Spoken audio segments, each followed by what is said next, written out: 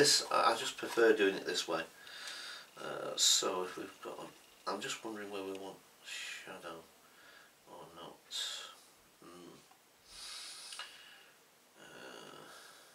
Because I was thinking I'm going to paint the background black again like I did with the other things, but I want to try and create some kind of so, because obviously I want to make it look like it's a 3D object rather than just a flat something or other. Okay, there's a bit of a line that goes down there, but it's not really that obvious, but well. Alright. So, okay, that's not quite going the way I wanted it to, but never mind. What I'm going to do is, because like I say, this is purely just experimenting and stuff anyway, so I think what I'll do is, I think I'll put another one underneath it. So now, presumably we'll get the shadow on there. Okay. Ooh, actually quite like that now. So, see, I don't want to put too much pencil on it either, because obviously ultimately this is going to be a painting rather than a pencil drawing. And so I'm just trying to sketch out, but sometimes I can't always remember where the light and dark is going to be, so especially if I move the object or whatever, or the object moves itself, depending where I am and whether I'm outside or inside. Right, like I say, I've got to try and keep it simple anyway. So, right, get my palette. That's my palette, lovely wooden palette. The trouble with these things is that, like, I don't know if you noticed that one. It's up there, I think. I don't know if you noticed there's one up there, and I do keep my stuff clean. I clean my materials all the time. I clean my brushes. I've been brought up that way through my art experiences, both in school and what I've read. I'm partly self-taught in terms of my art as well, but stuff that I learnt at school, and also what my dad sort of drilled into me about your tools.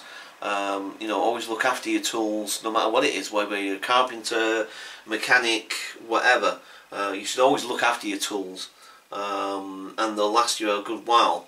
And also, you know, the thing is, it's just I don't know, it makes a lot of practical sense. But the thing is that with these wooden pallets, yeah, you can clean them, and you can clean them and clean them and clean them, but eventually, whatever this, I mean, I'm pretty sure this is plywood. I mean, I'm not, yeah, it's definitely plywood. A couple of sheets put together. In fact, if I don't know if it's that one or what another one I had, because I do like these, because I like the way the different sort of, what's the name, you can hold them, and I like the shape, and just like the whole, what's that one. But in terms of practicality, they're not the best in the world, and they're not cheap either, especially the bigger ones like this. I can't remember exactly how much this was, but the trouble is, you see, what will happen is eventually, whatever this is on here, I don't think it's varnish necessarily. It might be varnish, I'm not sure, but whatever the stuff is that they've put on there to give you a sort of slightly shiny surface, it's not completely shiny, and it's not completely, what's that? I guess I could always varnish it myself, really, when I think about it. I never thought of that before. Well, there's no reason why I couldn't, I guess. I've got some varnish. Never thought of that. Maybe that's what I should do. Anyway, sorry, I'm just thinking out loud. Because eventually, once you clean it, and sometimes, because it's acrylic paint that I use. It happens to be that one, System 3, but I mean, you know, any kind of acrylic. and again, it's something I've just got used to using because there's some of the practicalities at the time. And like I say, the thing is that I've painted and used oils, and oils are great. I love oil paint. Oil paint is great, but it does take a long time to dry. But anyway, so like I say, so acrylic, and that's the reason why I started using it, is because it dries so quickly. It dries, and it's also water based, which makes cleaning your brushes and stuff a lot easier as well. So that's another bonus to it.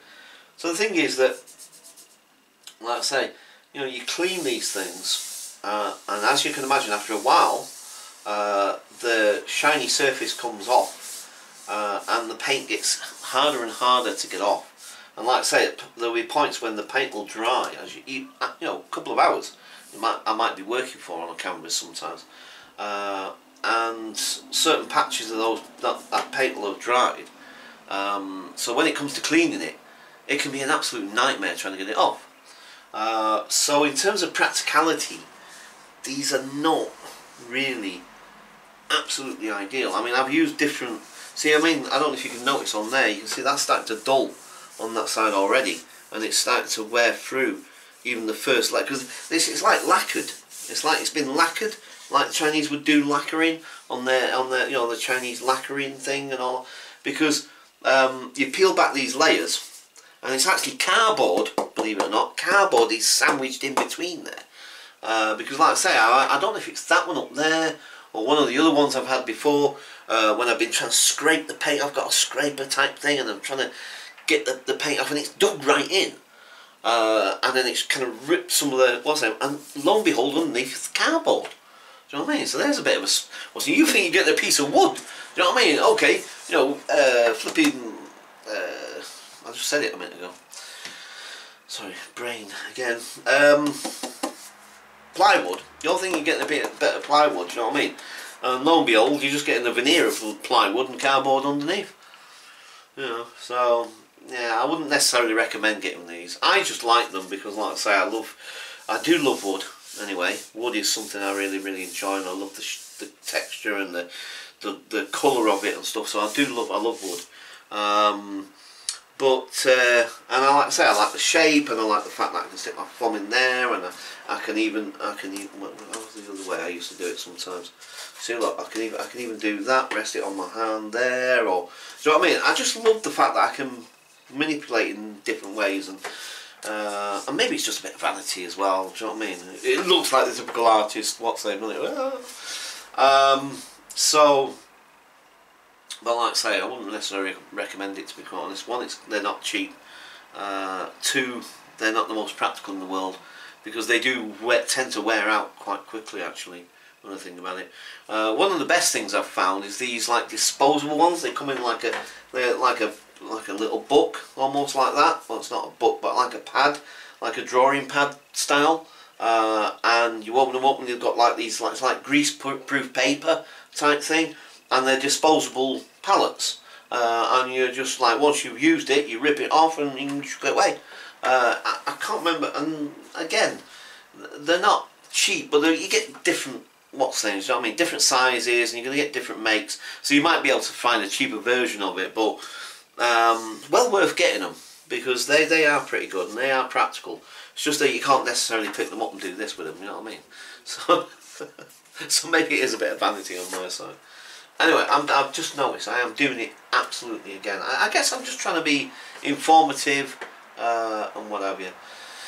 Right, okay. So let's get a bit of paint on the go. So this is Mars Black. I think it's Della and Rowney. The way I pronounce it. I'm probably not pronouncing that name right, but I call it Della and Rowney anyway. I think this is Mars Black. Ooh. Wait a minute. Sorry. It might be this one actually. Anyway, it's not important. Just as long as it's black. Right. This one's nearly empty. So. But you see, this stuff again, although it is cheap in relatively speaking, you know, in terms of other types of paint and where you can get it from and blah blah blah, they're still not that cheap. Do you know what I mean? Especially if you don't make a lot of money, like I don't make a lot of money. So you know, I make enough just about, but not enough to be able to buy nice fancy paints and the best materials and all the rest of it. Maybe I should have got all of these things prepared earlier. So you're going to have to excuse me whilst I just go and get myself some water. Water. Oh, I noticed the way I said that then. Right, you can still hear me. Yeah.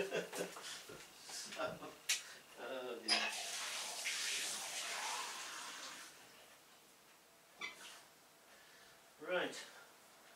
So, well, that's the beauty of this at least. At least you can still hear me.